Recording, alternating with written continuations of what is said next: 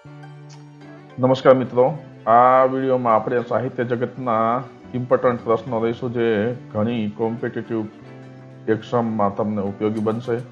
ચાલો જોઈએ પ્રશ્નો.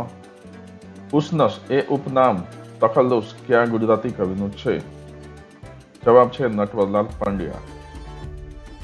નામદેવની રચનાઓ કઈ ભાષામાં છે?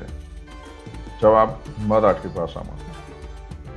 રામાયણ મહાકાવ્યનું તમિલ ભાષામાં રૂપાંતર કોણે કર્યું? કવિ કંબને.